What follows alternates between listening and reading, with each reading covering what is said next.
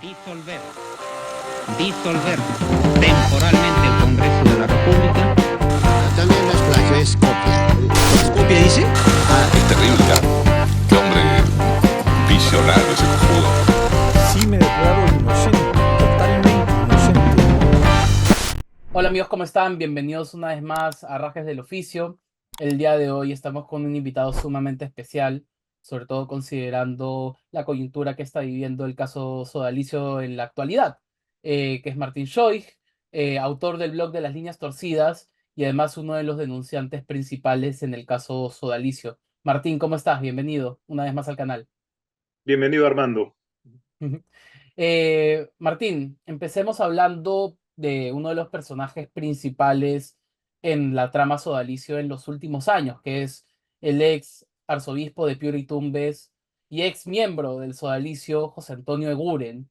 En, en tus columnas, y después tendremos una capítulo para hablar específicamente de las mentiras de Eguren, pero tú mencionas que él fue tu superior en una de las casas de convivencia sodalite y por ende conviviste con él en comunidad. ¿Cómo era José Antonio Uren en la vida comunitaria? Bueno, lo que te quiero aclarar en principio es que en las normas del sodalicio, Ujú, un sacerdote no puede ser superior de una casa de comunidad. La puede estar sometido a un superior, pero no puede ser él mismo el superior. ujú, Entonces, cuando yo ingresé en el año, en diciembre de 1981 a una casa sodalite, ujú, eh, y o sea, en la primera parte del año 1982, a José Antonio Guren, que todavía aún no había sido ordenado sacerdote, le encargaron ser el superior de esa comunidad. Entonces fue durante un breve tiempo superior mío y lo que tengo que decir es que no, o sea, más simplemente siguió las normas que había impuesto Figari, las normas de formación, y por lo tanto no fue él mismo autor directo de los abusos, sino un cómplice. Es decir, alguien que participaba gustosamente en aplicar este sistema de disciplina que había ideado Luis Fernando Figari. ujú. Y ahí eso se mantuvo después cuando fue sacerdote. O sea, te debo confesar que lo recuerdo con bastante cariño porque era una persona bonachona, que andaba siempre de buen humor, eh, que tampoco se ensañaba particularmente con la gente que acudía a él o que estaba a su cargo. Sin Mm, embargo, como también carecía de espíritu crítico y como tenía que defender antes que nada la imagen de Sodalicio, la misión que se quería tener, también colaboró en algunas actividades que pueden considerarse como abusos. mm, Eso es lo que te puedo comentar de él, ¿no? claro. Entonces, cuando se dice que él también ha sido un abusador sexual o un abusador eh, de cosas más de gran calibre, yo te puedo decir que eso no es cierto. Mm, Ya más que nada, o sea, yo considero a José Antonio un cómplice de todo ese sistema y para defender ese sistema no ha dudado tampoco en mentir y en aplicar las herramientas que tenía cuando alcanzó poder para tratar de contrarrestar todas esas críticas válidas que había contra Sodalicio. claro, que eso es lo que pasó en los intercambios en tus columnas y él a través de cartas notariales en el 2018, ¿correcto? Correcto, Eh, ¿no? No. sí, Lo que ahora, lo que sí, pasa es que Osama, yo viví con él varios años en comunidades, ujú, ¿ya? Y ahí fuimos testigos de diferentes abusos. Solamente que en ese entonces yo no estaba en capacidad de categorizar eso que habíamos visto como abusos. mm, O sea, hemos visto a gente ser castigada con comer solo lechuga y agua, hemos visto los dos a gente a la cual se le obligaba a comer mezclas repugnantes de comida. mm, Lo que cuenta Jorge Enrique Cardó es cierto. ¿Ya? Si bien José Antonio no había dado la orden de que se hicieran ese tipo de cosas, él colaboró gustosamente en que eso se hiciera. y eso decía especialmente con los que estaban castigados. Y yo lo vi también en otra ocasión con otra persona. Hemos Mm, visto a gente durmiendo en las escaleras, es decir, José Antonio llegando un día de noche y teniendo que tener cuidado donde pisaba las escaleras a subir al segundo piso en la comunidad de San Elre, en la avenida Brasil, en Magdalena del Mar, ujú, para no pisar a ninguno de los que estaban durmiendo ahí. ujú, claro. Em, Entonces, a mí me ha costado tiempo después cuando ya he salido, tratar de comprender lo que había pasado y descubrí que efectivamente habían sido abusos. Yo alguna vez escribí un post en mi ujú, blog que se llama Los abusos que no vimos, mm, porque sí, efectivamente sí los vimos, pero no teníamos la capacidad crítica y la capacidad mental para catalogar eso como abusos, porque habíamos estado acostumbrados a ellos desde que éramos adolescentes y los considerábamos simplemente como medidas para formar a las personas y para endurecerlas, para que fueran capaces de llegar hasta sus límites. claro. Acá me surge una pregunta que creo que es además muy importante cuando hablamos de organizaciones coercitivas como el sodalicio, donde citamos la línea entre víctimas que se vuelven victimarios y solo victimarios, ¿no? Y creo que el caso de José Antonio Guren puede ser un muy buen ejemplo de esto, ¿no? Sí, pero Osama no. eh, José Antonio Güemes, Osama contaba con mucha benevolencia de parte de Luis Fernando Figari.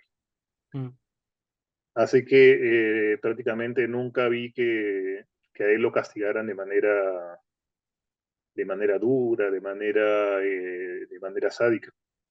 mm, Y no solamente eso, sino que la mayoría de los sodalites teníamos que hacer ejercicios físicos para mantener un físico atlético, y con el caso de José Antonio Buren fue todo lo contrario, ¿no? Él siempre tuvo una contextura un poco gorda, ¿ya? Y nunca lo vi hacer ejercicios ni someterse a a esas disciplinas físicas. mm. Entonces, para ti, la actitud de José Antonio Gura en comunidad va más por lo que decías al inicio, que es un tema de no tener la capacidad crítica de cuestionar el ambiente en el que estaban viviendo todos ustedes. No, no, no, eso es real.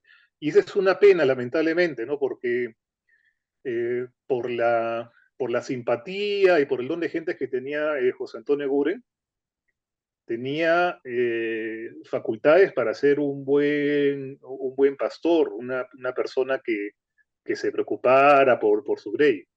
El problema está en que ya tenía metido el chip en la cabeza de que habían amigos y enemigos. Mm, No se iba a preocupar por aquellas personas que ya el sodalicio había catalogado como enemigos. claro. Y en A ese pesar momento, de, a pesar de tener todas esas cualidades. Es decir, cuando, o sea, yo no dudo que cuando los fieles de Piura lo recuerdan como un buen pastor, como un buen simpático, o sea, no creo que sea un recuerdo inauténtico. O sea, probablemente sí, Osama estuvo con ellos, pero eso tiene como contraparte todo este problema de defender a la organización, sobre todo, defender sus métodos sectarios, sin darse cuenta de que son sectarios, de torcer la verdad solamente para defender una imagen, defender una especie de Matrix que domina todo. mm, Creo que va por ahí la cosa, ¿no? claro. Ahora, si vamos al rol de José Antonio Buren cuando explota el caso Sodalicio, tenemos por un lado la denuncia por difamación a la cual somete al director de este medio, Pedro Salinas, obligándolo a litigar en Piura y que está bien narrado en los distintos libros y columnas y videocolumnas de Pedro sobre lo que fue ese proceso. Y por otra parte tenemos los intercambios que hubieron entre tú y él. Em, y empecemos por una parte muy importante, que es que abiertamente tú lo has llamado mentiroso en varios puntos, ¿no?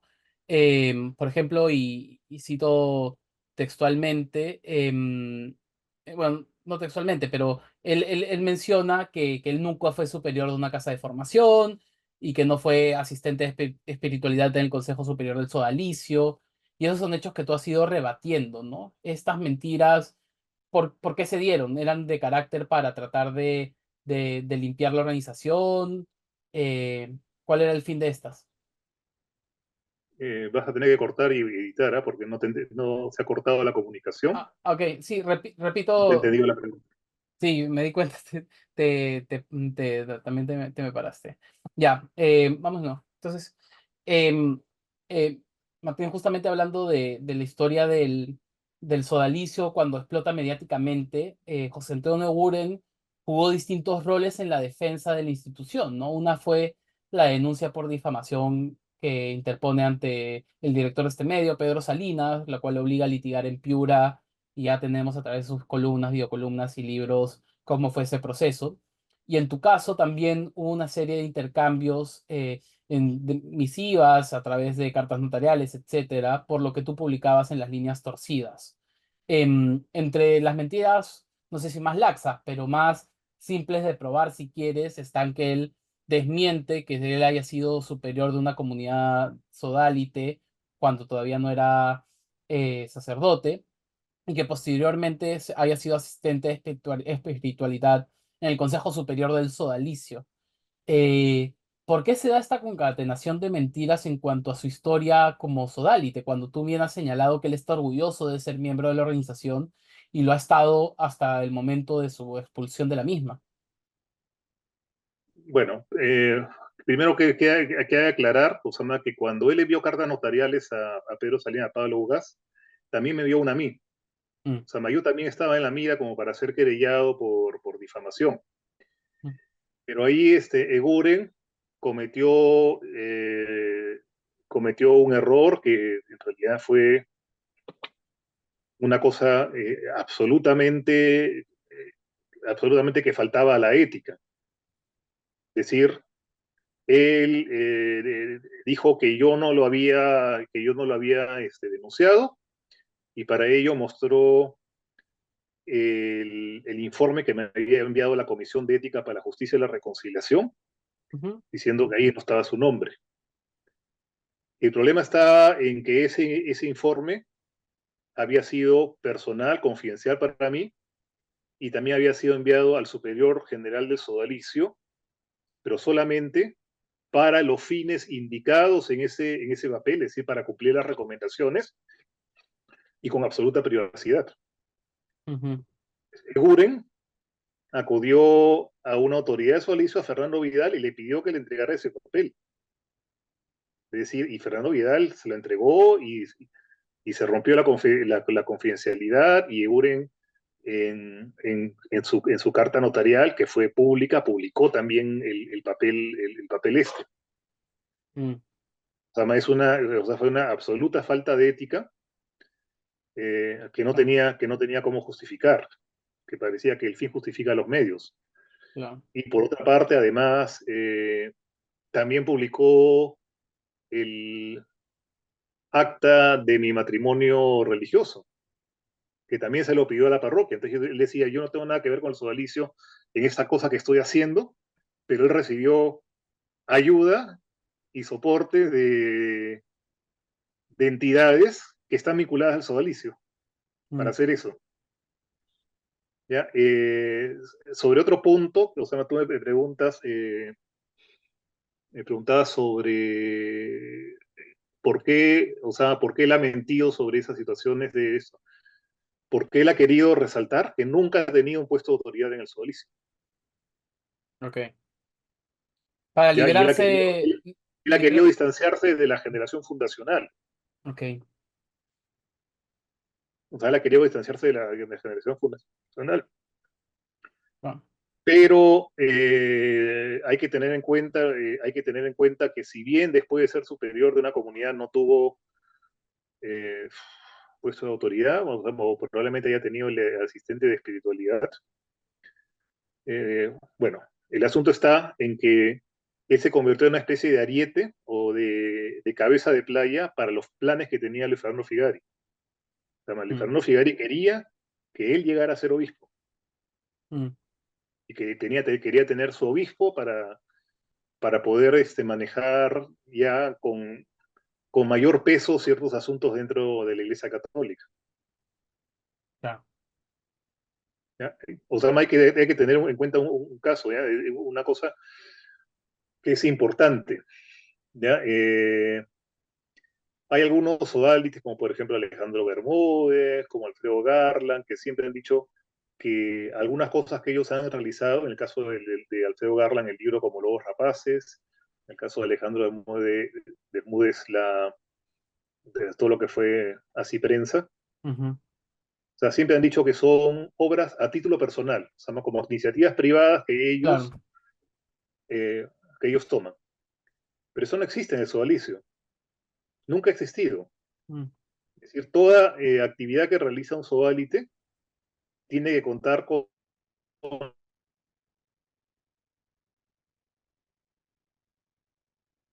la anuencia de los superiores y tiene que formar parte del sodalicio.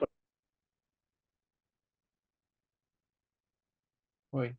Eh, Dentro, ¿Me escuchas? todo estaba engranado. Mm, claro. Em, ¿Crees que también tuvo que ver con un tema de eximirse de las responsabilidades a las cuales se le acusaba a la generación fundacional?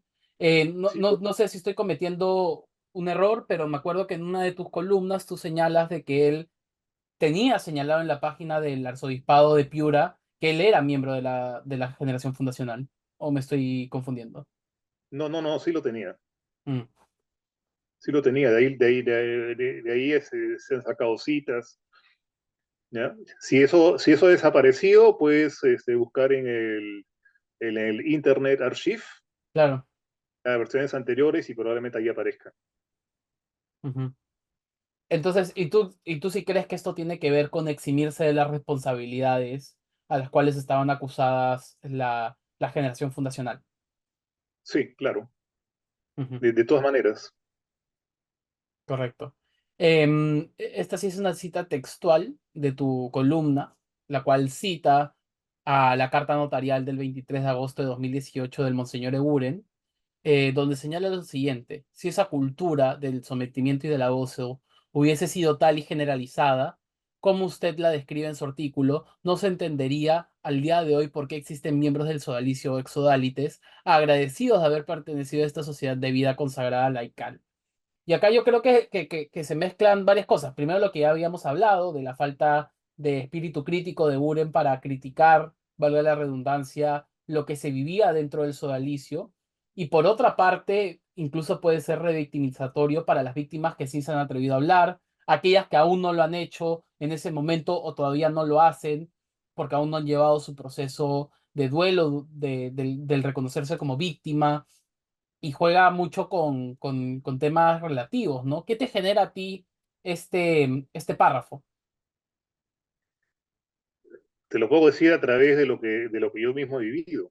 Mm, Es decir, cuando uno sale del sodalicio o sale de una comunidad sodalite, no se termina el formateo mental que a uno le han hecho. O sea, uno sigue con el cerebro lavado. O sea, yo salí de comunidad en julio de 1993 y me demoré unos 15 años en separarme de Sodalicio y descubrir que había sido formateado y que me habían lavado el cerebro. mm, Es decir, yo me vine acá, y cuando yo vine acá a Alemania en el año 2002, en noviembre de 2002, yo venía como parte de la avanzada del sodalicio para poner pie en tierras alemanas.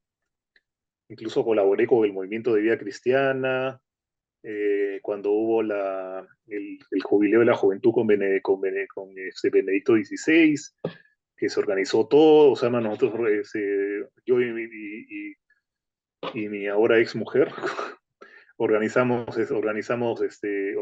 todo. mm, Y O sea, más seguíamos pensando que el sodalicio, incluso en esa época creo que le escribió una carta a Luis Fernando agradeciéndole por todo lo que había pasado, a pesar de los abusos que había sufrido y que yo entendía como un fracaso personal mío.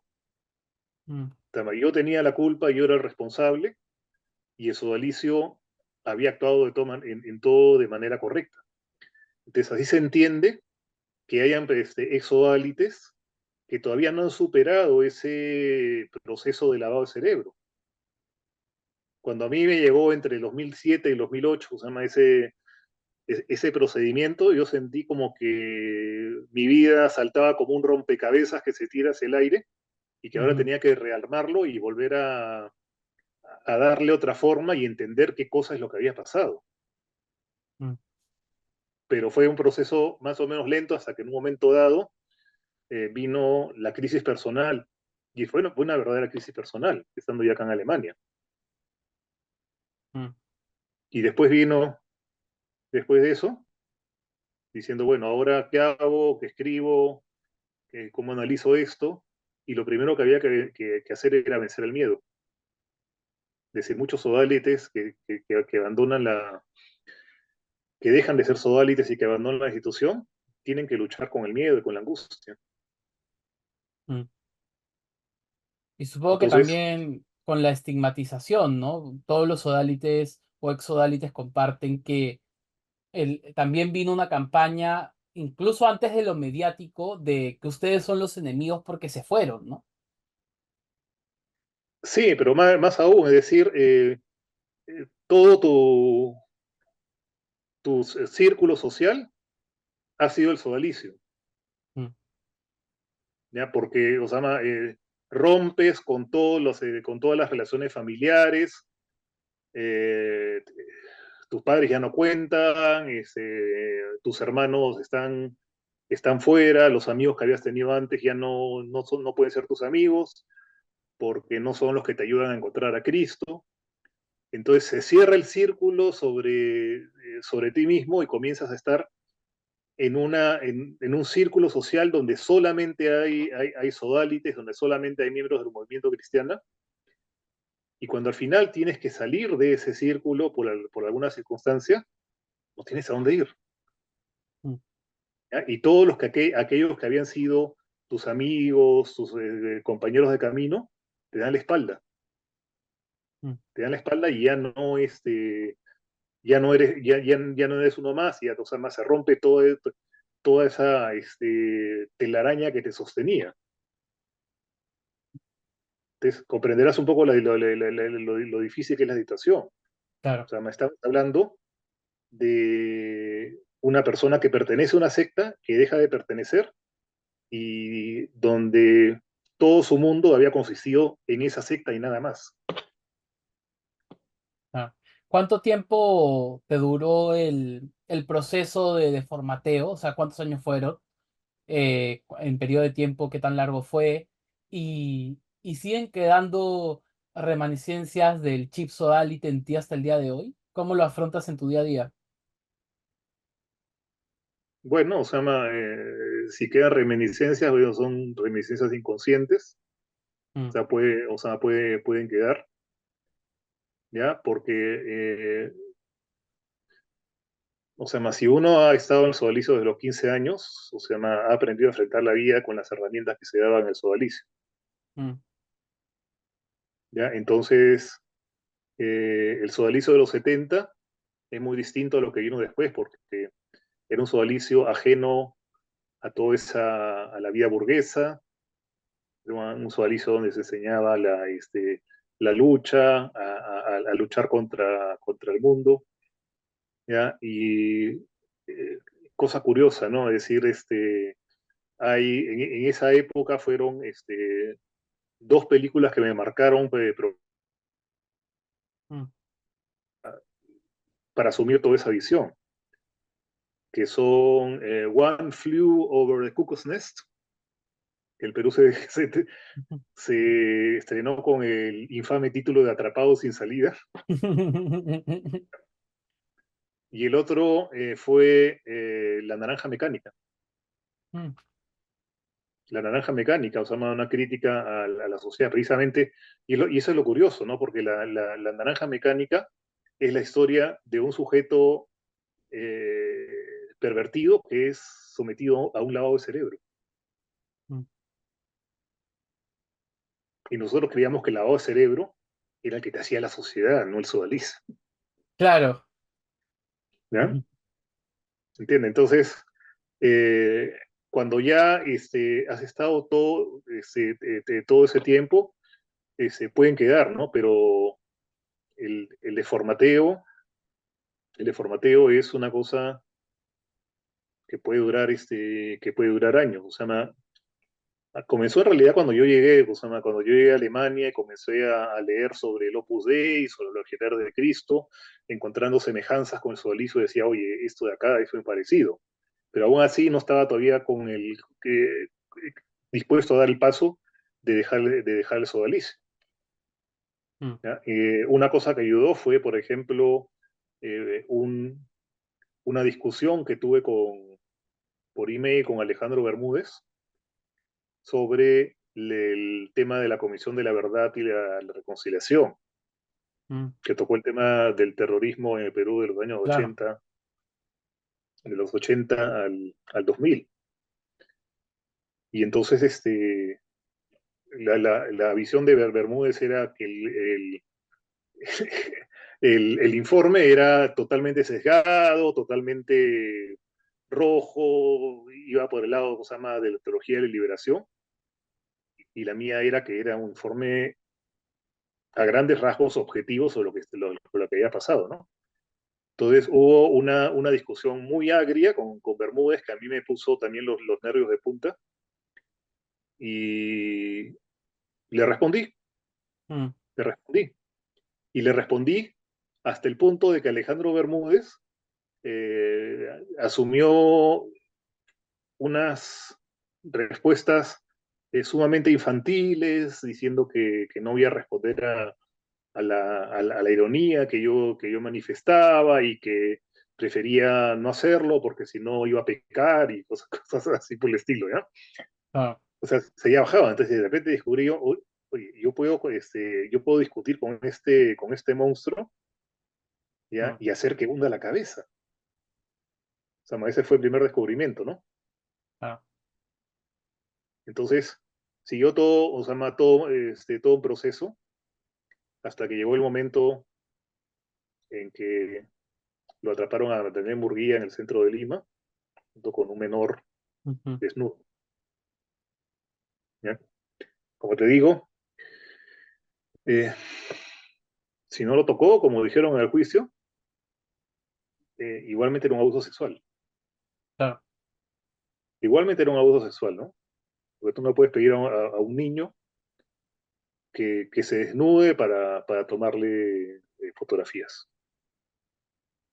Claro. ¿Ya? Y después, al poco tiempo, pasó un mes, vino la expulsión oficial y pública de Germán Mackenzie, que era una Mm. persona con la cual habíamos estado muy, muy cerca porque él, siendo superior regional del Perú, bueno, nos había guiado en nuestro camino al matrimonio, Mm. etcétera, ¿no? Entonces yo decía, ¿qué pasa acá? O sea, una persona a la cual yo consideraba eh, que tenía grandes cualidades humanas, de repente no estaba más. Y otra persona que era sumamente tranquila, ¿ya? Siempre, o sea, más siempre amable, sonriente, de carácter suave, como Adán Murguía, de repente tenía rasgos de perversión sexual. Claro. Entonces me vino a mí la cuestión, ¿ya? Es decir, las obsesiones sexuales que yo había sufrido durante mis últimos años en comunidad, que me llevaron al consumo de pornografía, en cines de mala muerte o en revistas, no existía en esa época internet, Mm. ¿ya? Me dije, ¿soy yo el culpable o fue el contexto, el entorno donde estaba que me llevó a eso. O sea, en un contexto donde se demonizaba todo lo que era la sexualidad, ¿ya? Y donde, sin embargo, como el caso de Daniel Murguía, aparecían, Osama Disa aparecían y explotaban. Mm. Entonces, eso fue el detonante. Eso fue el detonante. A decir, no. Ah. O sea, acá, si esto me ha pasado a Daniel Murguía, si esto me ha pasado a mí, si esto le ha pasado a otras personas que yo recordaba, Osama, que habían estado en comunidad, ¿ya? Osama, eh, uno que fue seducido por una mujer casada que trabajaba con él en la oficina y al final decidió ir a acostarse con ella. Mm. Otro que salió a hacer un encargo en una camioneta y lo vieron con una chica dentro del coche en un abrazo arrumaco y, y unos besos profundos, ¿ya? Apasionados. Apasionados. U otros que los retiraban de una comunidad y los pasían, los enviaban a hacer momentos de prueba porque habían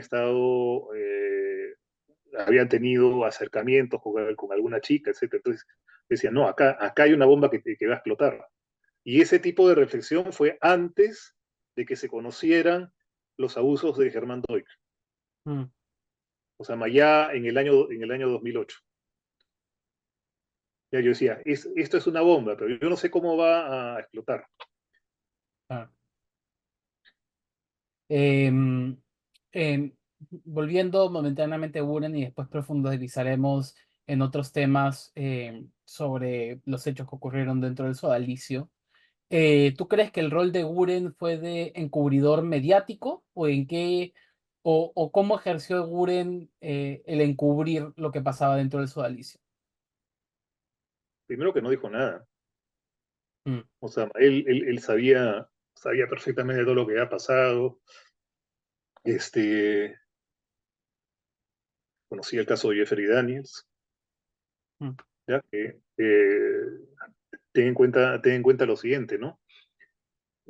Ellos descubrieron el caso de Jeffrey Daniels el mismo año en que recibieron la aprobación pontificia como sociedad de vida apostólica, Ah.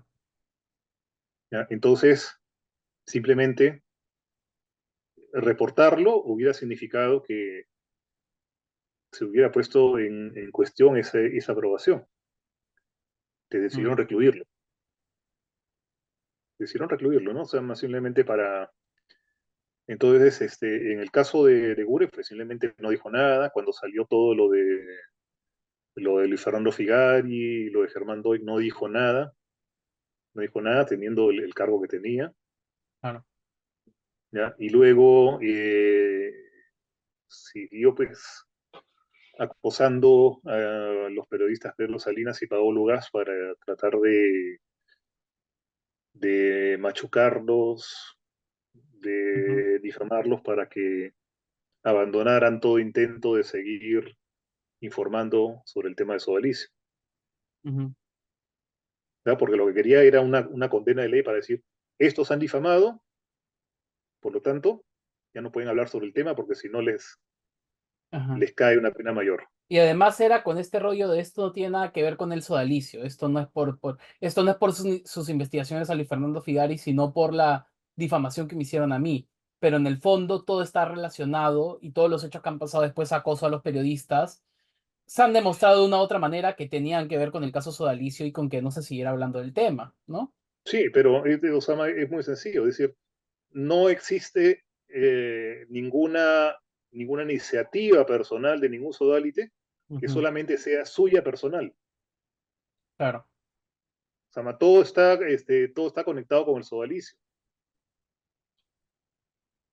Yo Mm. no conozco nada, Osama, ninguna iniciativa personal, siempre tenían que pasar por la aprobación de Luis Fernando Figari o por las otras Ajá. autoridades sodalites. En tu caso personal, este tema de no tener voluntad propia dentro del sodalicio, ¿en qué tipo o sea, no sé si me podrías dar ejemplos de cómo se materializaba el no poder decidir nada, que todo tenía que ser consultado? en tu experiencia? Por ejemplo, a mí me orientaron para que yo estudiara teología. Mm, ¿Ya? Yo iba a ser uno de los teólogos intelectuales dentro del sodalicio. Pero sin embargo, nunca recibí una orientación profesional que respetara mi libertad, que me dijera, hay todas estas posibilidades y tú tienes que decidir qué es lo que mejor se ajusta a tu persona. mm, Y una vez que estudias, te dicen los libros que tienes que leer y los libros que no puedes leer. mm, Es decir, no hay ninguna libertad de investigación. No hay ninguna mm, libertad de investigación. Si eras descubierto leyendo algún libro que no tenía aprobación del sodalicio, bueno, o sea, tenías que interrumpir la lectura y además recibías una sanción, mm. un castigo. Si No, así se tuviera- manifestaban. claro, si tú hubieras podido decidir en ese momento, bueno, en ese momento no, pero pensándolo después, Un momento, Armando, o sea, quisiera que se lo puedo graficar con una anécdota. dame, ¿Ya? dale. Cuando la comunidad, Nuestra Señora del Pilar, que estuvo en Barranco, Ujú, en la casa que una minera había cedido, bueno, la minera necesitó la casa y tuvo que trasladarse durante un tiempo a una casa en La Aurora, ok. ¿ya? En la calle Juan José Calle. Entonces, mientras estaba viviendo ahí, no sé por qué motivo, pero me castigaron y me decían que solamente podía leer la Biblia y solamente podía leer eh, ciertos autores espirituales y nada más. Estaba prohibido de leer cualquier otra cosa. Entonces, ¿qué hice? ¿Ya? Yo tenía que ir a comprar pan, o sea, me iba a la panadería y llegar con el pan. Y tenía unos libros de la Ilíada y la Odisea, que eran en formato pequeño, esos que cabían en el bolsillo con Ujú, papel Biblia, de la editorial Aguilar. Y mientras me iba leyendo, pues, o sea, la Ilíada y la Odisea, ujú, ya que son obras maravillosas de la literatura. ¿Ya? Y entonces yo decía, oye, estoy leyendo, obras que son de acceso a todo el mundo, ya que están entre lo mejor de la literatura, como si estuviera leyendo libros prohibidos. ah, ¿Ya? Eso era. mm, claro. Em, por mera curiosidad, si tú hubieras podido elegir, o no sé si has hecho el ejercicio mental después de tu salida del sodalicio, ¿qué carrera te hubiera gustado estudiar? Una carrera de letras, probablemente, es decir, cuando yo, antes de postular a la Facultad de Teología, postulé a la Universidad Católica, Ujú, a letras.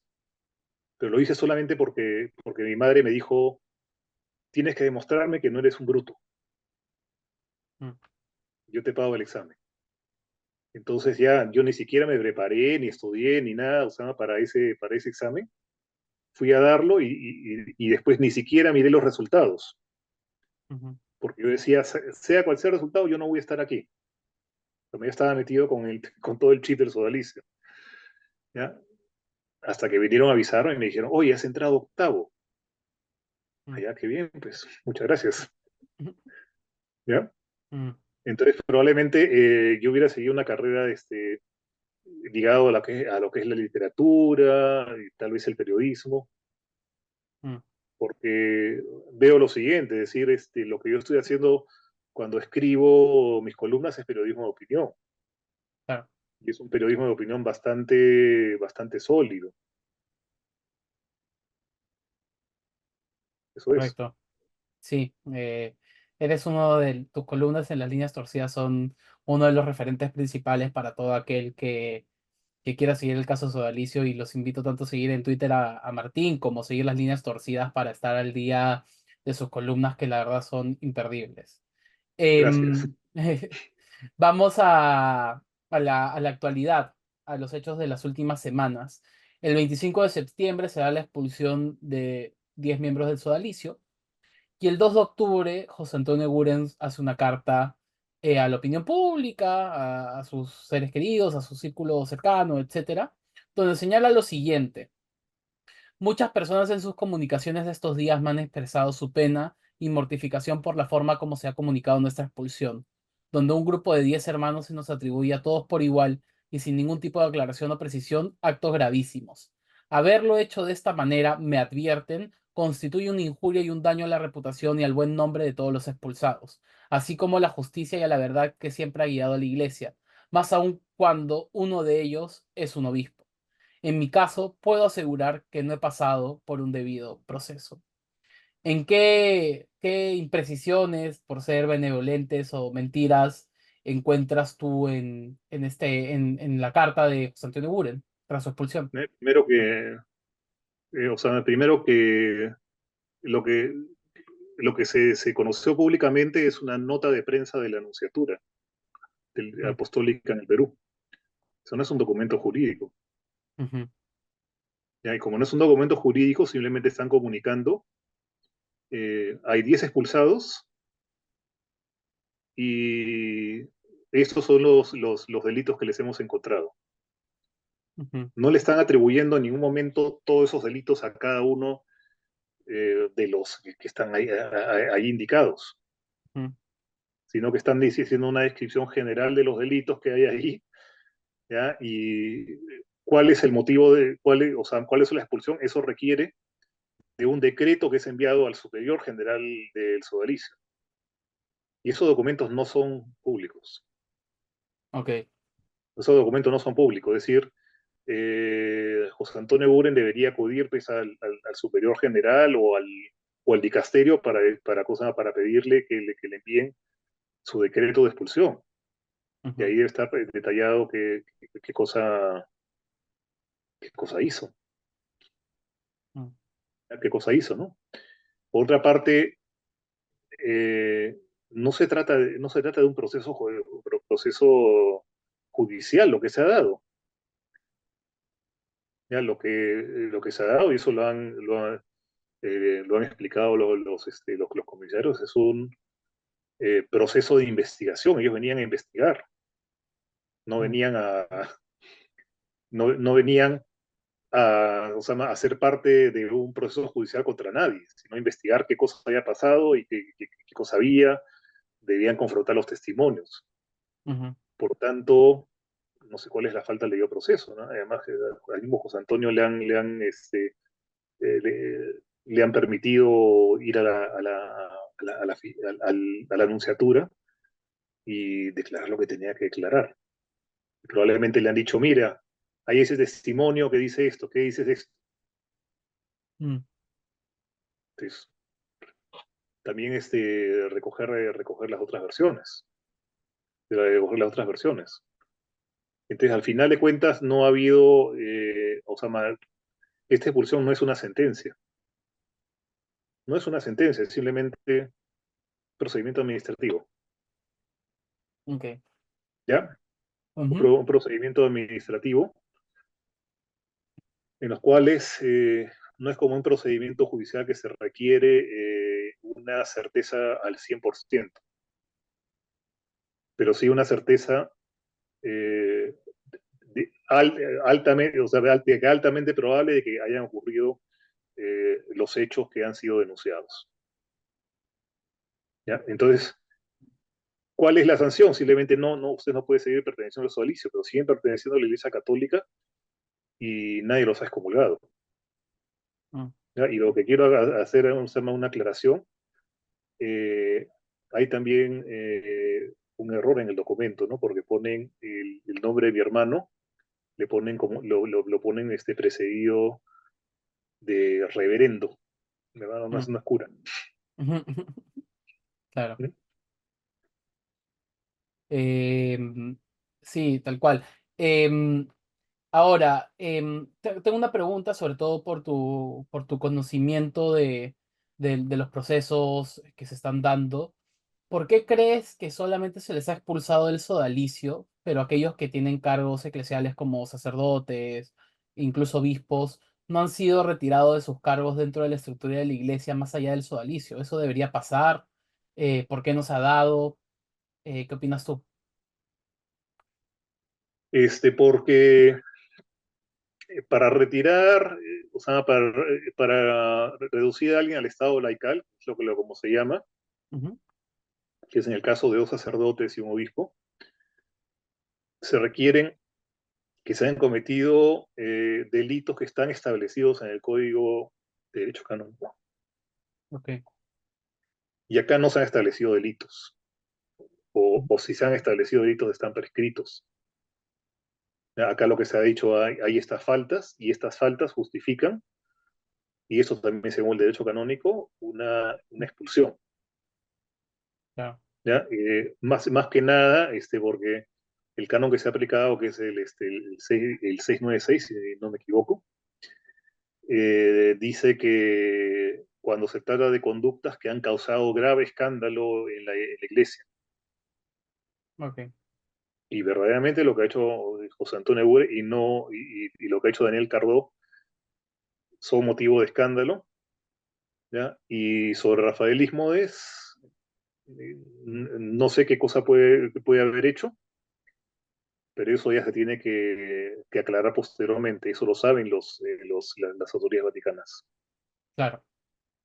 Em, Ahora, sin entrar a profundizar en otro de los temas de debate de la semana pasada, que es la excomunión o el intento de excomunión, que parece que ahora está paralizado, de Juliana Caxia y de Sebastián Blanco, ¿es posible la excomunión de los sodalites que han sido expulsados de la organización? ¿Lo ves posible? ¿Lo ves factible? ¿Lo ves necesario? ¿Qué opinas?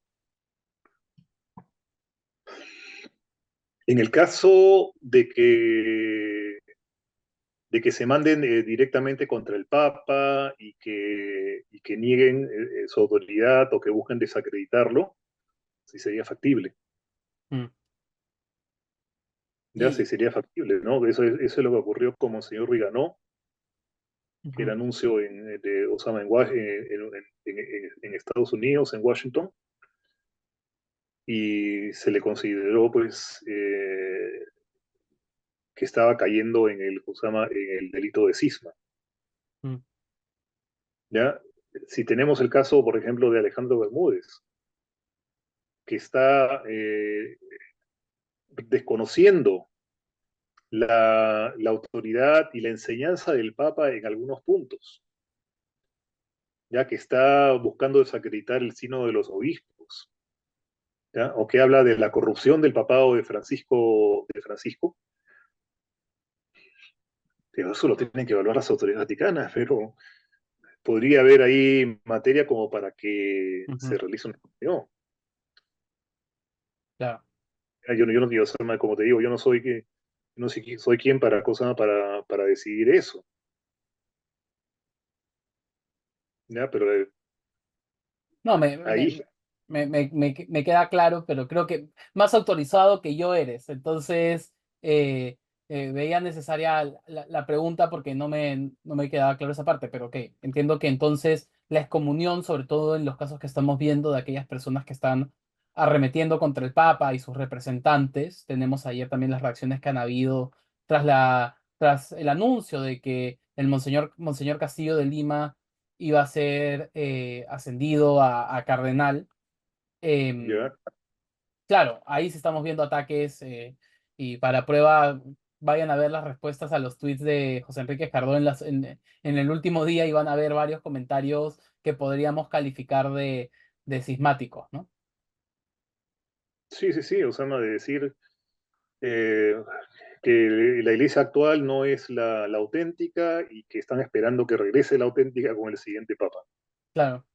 Bueno, y en el caso de Alejandro Bermúdez, lo dice abiertamente, que él está esperando al próximo papa para solicitar que se le reincorpore el sodalicio.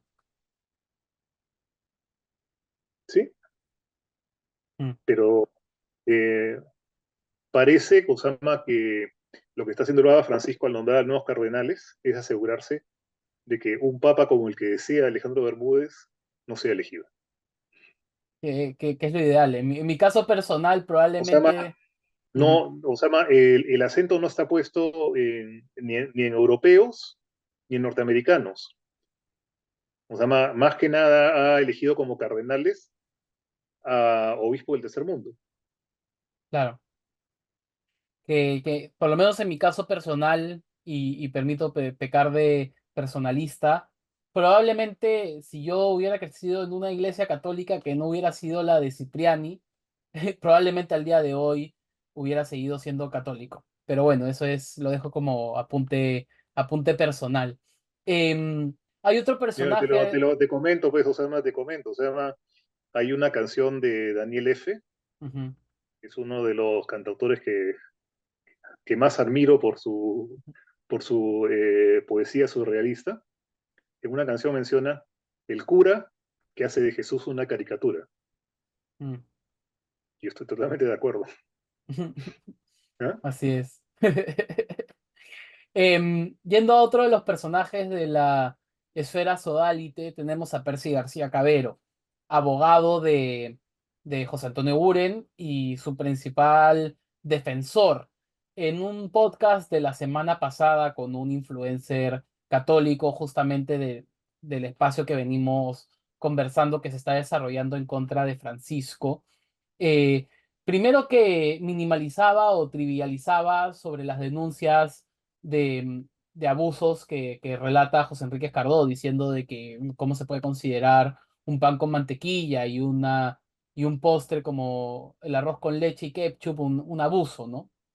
Em, a mí lo que me preocupa de esta narrativa es, primero, la revictimización y segundo, el invalidar a las víctimas, ¿no? Y en el caso tuyo y de José Enrique, no es la primera vez que pasa en el último tiempo, ¿no? Recordemos que Juliana Caxia se presenta en la Nunciatura como una víctima de ustedes, cuando Sí. los dos han sido víctimas.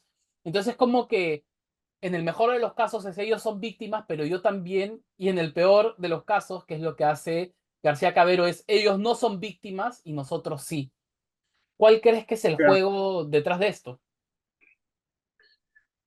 Osama, te comento, Osama, yo alguna vez escribí una columna que se llamaba Los cortesanos del sodalicio, Mm, para referirme a todos estos que habían escrito una carta de apoyo ujú, y presentándolos simplemente como miembros de una corte que estaba al servicio de un rey que no se podía cuestionar, que no se podía criticar. ujú, Y entonces, Cosama, en algún momento yo comenté en Twitter y hablé Cosama de Juliana Cacha también como una cortesana del sodalicio. mm, Entonces ellos interpretaron como que yo la había llamado puta, prostituta, ramera, porque una cortesana es una mujer que ofrece sus servicios amorosos a, a los nobles y a los reyes. ujú, Y me pusieron las definiciones del diccionario. Claro, me pusieron las primeras cuatro, pero no pusieron las otras tres que eran, porque habían siete definiciones y las otras tres que faltaban eran las que definían el sentido que yo le había dado a esa palabra.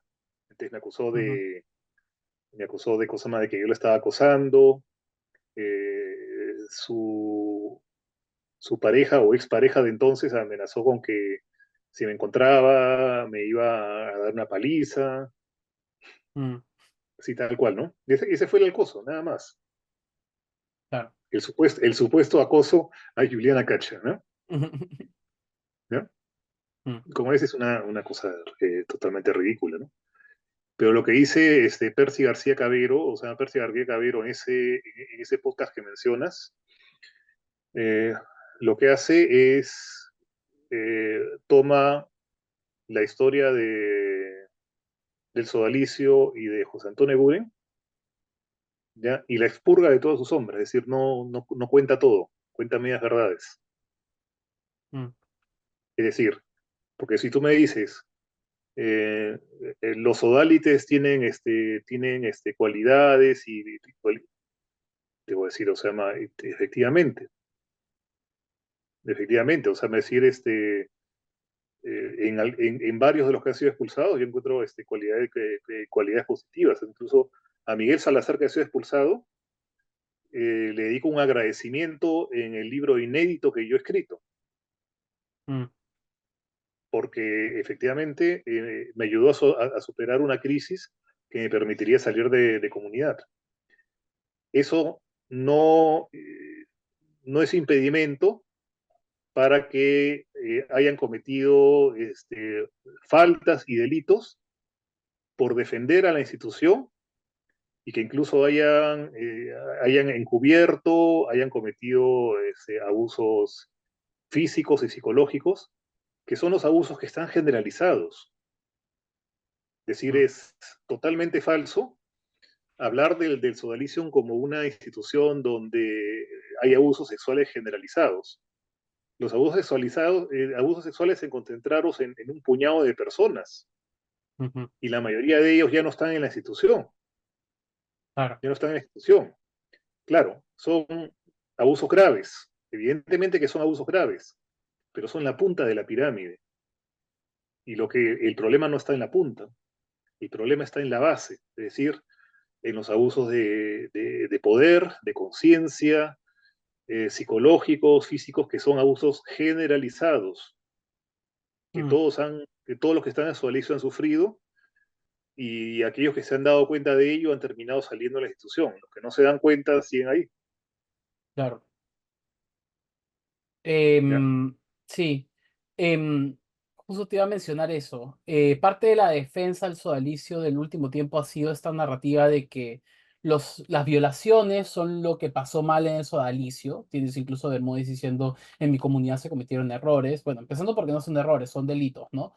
Pero en mi comunidad se cometieron errores, pero ya la limpiamos, referenciando que todos aquellos acusados de violación sexual ya están o expulsados o murieron, como es el caso de Germán Doig.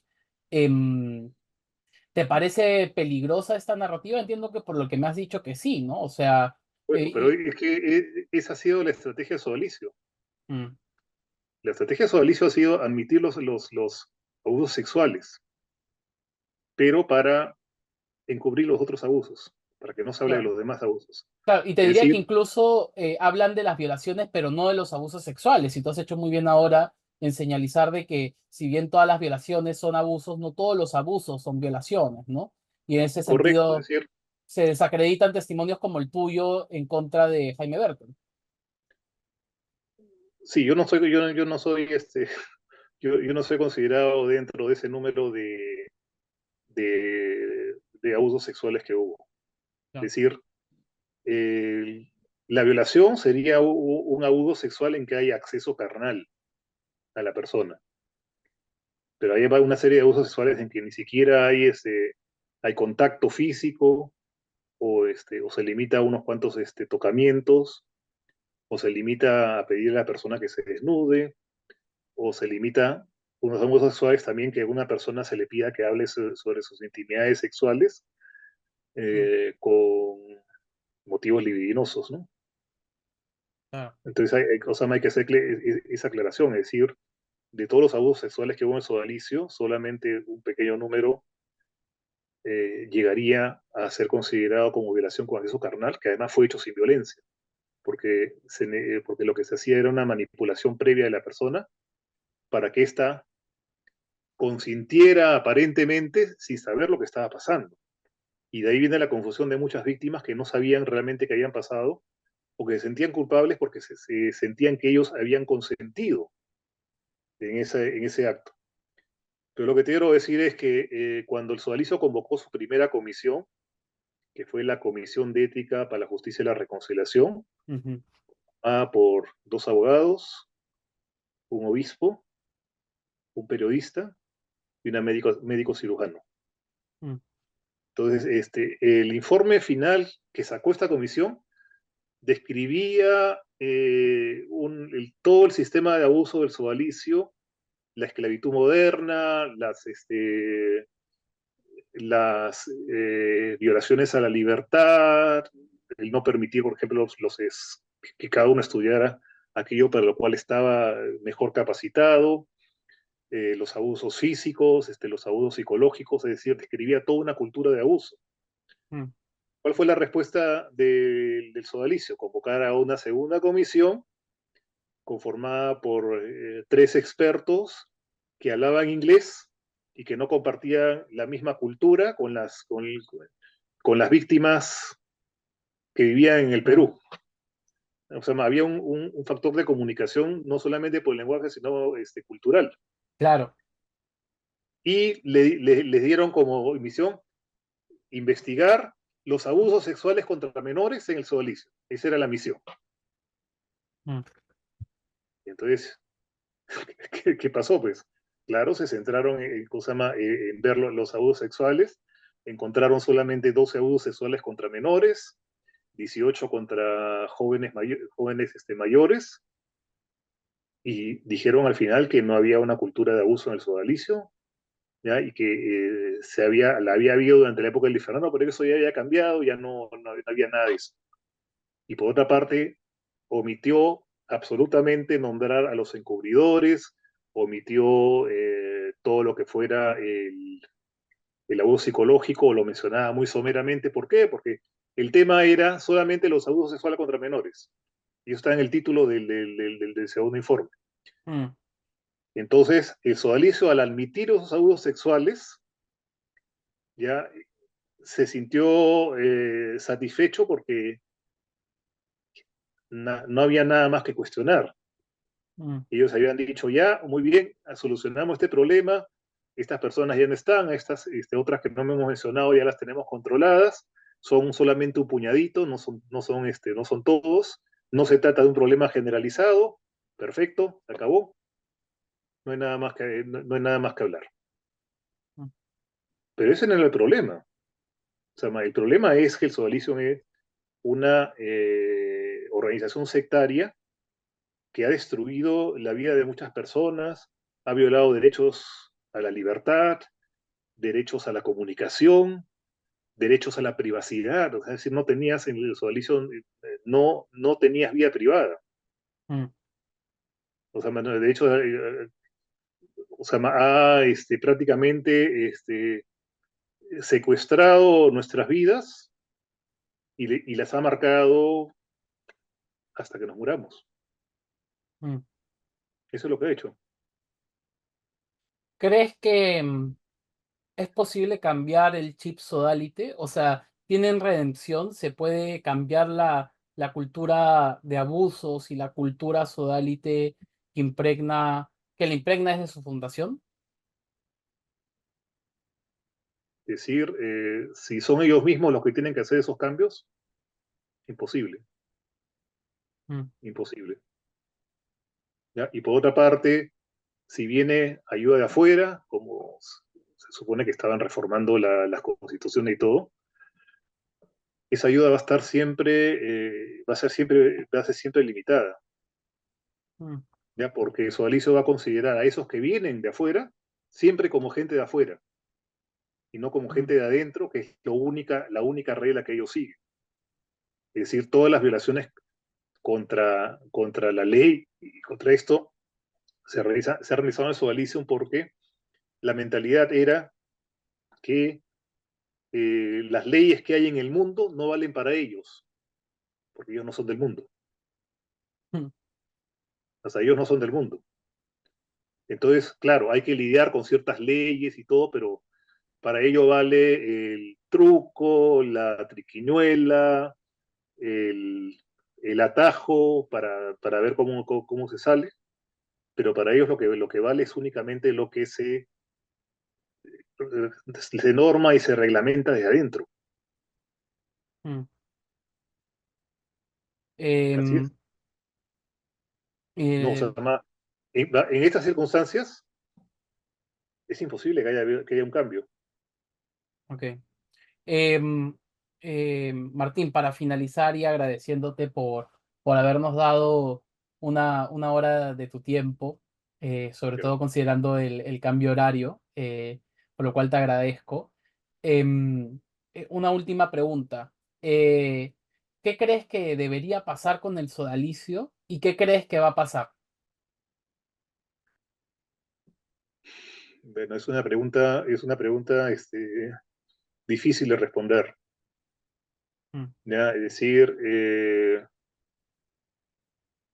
el sodalicio es una institución sectaria, siempre lo ha sido, y por lo tanto yo siempre he dicho que no debería existir. O sea, esa no era mi posición cuando yo comencé a escribir, a redactar y a darme cuenta de todo. O sea, yo todavía pensaba que podía haber un cambio si yo les comunicaba lo que estaba viendo, mm, pero la respuesta fue totalmente negativa. Es decir, cuando yo le escribía a personas como Germán Mackenzie, no respondían. Cuando yo le comuniqué a mi hermano Erwin, oye, mira, todo estos problemas, o sea, haz algo porque acá hay un problema. Y mi mismo hermano me amenazó con denunciarme si yo hacía público lo que yo sabía. mm, ¿Ya? mm, Siendo, o sea, esto de acá es difamación. ¿Ya? Entonces yo he comenzado a publicar y jamás he recibido ninguna respuesta ni ninguna crítica de ningún Sodality. Es decir, no sé si porque no tenía manera de responder a lo que yo comentaba, a lo que yo había escrito, o simplemente porque simplemente querían aplicarme el ostracismo, ignorarme completamente para decir, no, a este señor no hay que darle ninguna importancia. mm. Entonces, no es posible. Ahora, ¿qué cosa va a suceder? Dejemos eso al futuro, ¿no? ¿Y ¿Ya? no te vaticinas a soltar tu predicción? O sea, mi predicción, Mm, ¿no? En realidad, Kosama, Osama, es un poco impredecible lo que pueda ocurrir, ¿no? mm, Es un poco impredecible, pero ya se siente que ha habido algo de justicia. Y yo te digo lo siguiente, es decir, Osama, cuando están ahora con la soga al cuello, eh, después de 8 años volví a recurrir a la oficina de escucha y asistencia que ellos tienen, que ha tenido varios nombres, ujú, ¿ya? Y les he dicho por todo este motivo, ¿ya? Incluso le envié la denuncia que yo había hecho, es decir, si la Comisión de Ética no puso el nombre de José Antonio en mi informe personal, el nombre de José Antonio Guren sí estaba en la denuncia que yo hice, por el hecho de haber colaborado en mi aislamiento en diciembre de 1992 en una comunidad que me hizo huir de esa comunidad en la madrugada, en momentos en que había toque de queda y que si yo me encontraba con algún soldado tenía orden de disparar, ¿no? mm, ¿Ya? Que terminé al final en una comunidad en San Bartolo, buscando ayuda porque no tenía en mi mente salirme de Sodalicio, pero no ujú, tenía, no tenía tampoco la intención de quedarme en una comunidad que ya no era para mí una familia, ¿no? mm. Entonces, cuando... ¿en qué estábamos esto? De lo que crees que va a pasar ¿Ya? con el sodalicio. Entonces, sí, Osama, yo creo que como te decía, Osama volví a asistir a Ujú, esta comunidad, a esta oficina de escucha y reparación después de 8 años, y me han dicho que lamentan mucho lo que ha sucedido, etcétera, y que están dispuestos a ofrecerme una reparación monetaria y un tratamiento psicológico durante 2 años, ya en caso de mm, que yo acepte lo que ellos me proponen. mm, Lo cual le dije, bueno, ya es un paso adelante porque eh, alguna vez voy a tener que hablar bien del sodalicio, ¿no? Pero digo, están con la soga al cuello y negarme una reparación después de 8 años, después de 8 años en que simplemente no lo han hecho o me han negado el rol de víctima, ya es un paso adelante. Mm, Como te digo, esta no es una historia de buenos contra malos.